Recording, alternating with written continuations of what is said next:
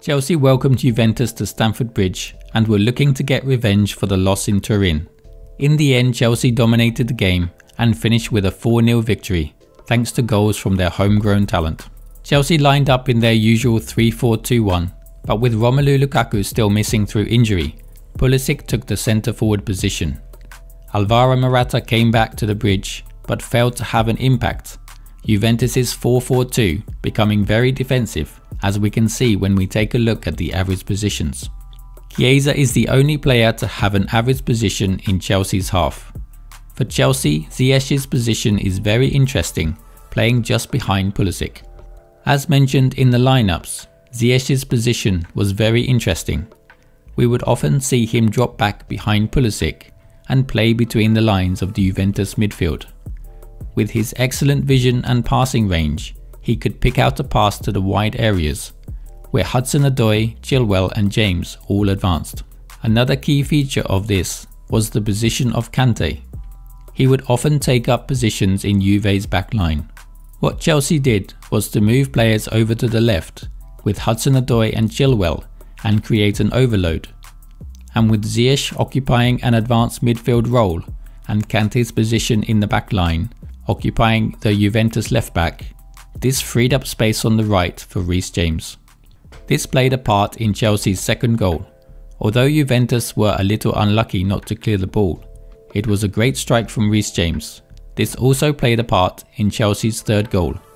With Juventus focused on Ziyech and Kante, Reece James is able to move into space on the right and get a shot on target. With Kante so advanced, it left Jorginho as the sole pivot, and this could have left Chelsea vulnerable in transitions. But one of the third centre-backs, usually Rudiger, would move up alongside Jorginho to create a double pivot in the midfield, and therefore stop Juventus being dangerous in transitions. And with Juventus sitting back in a 4-5-1, Chelsea often pushed the other centre-back into midfield too, thus creating a 1-3-5-1.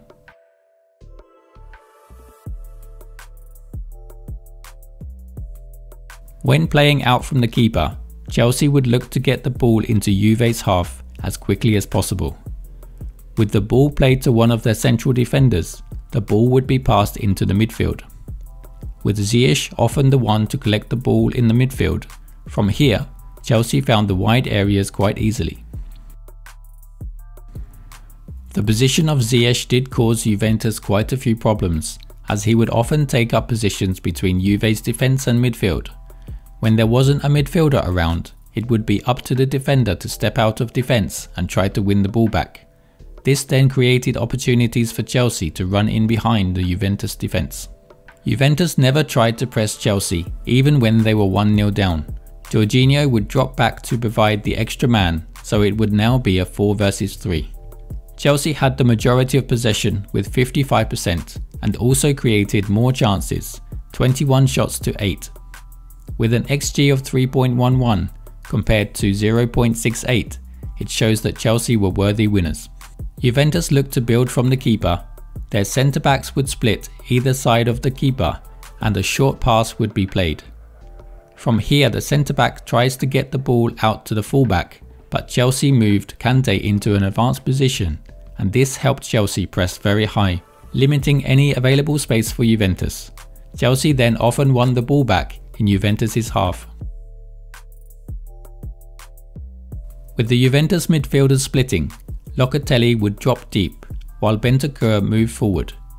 It was then the job of Ziyech to drop onto Locatelli and prevent balls being played into him. Kante would then be the one to mark the other centre-back. With Ziyech blocking passes into Locatelli, it forced Juventus to play the ball out wide, where they had a good number of players and often overloaded Juventus. And they also had the more energetic and more mobile Kante to intercept and win back possession. So Chelsea effectively played with a front four for much of the first half.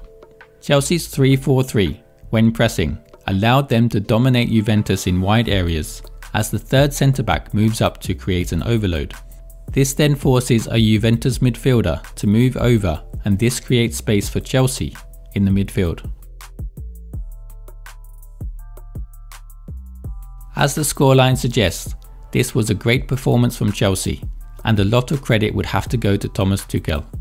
Whereas in the first game, Chelsea were vulnerable to Juventus' counterattacks, Tuchel stopped it this time by swamping Juventus in their own half for much of the game.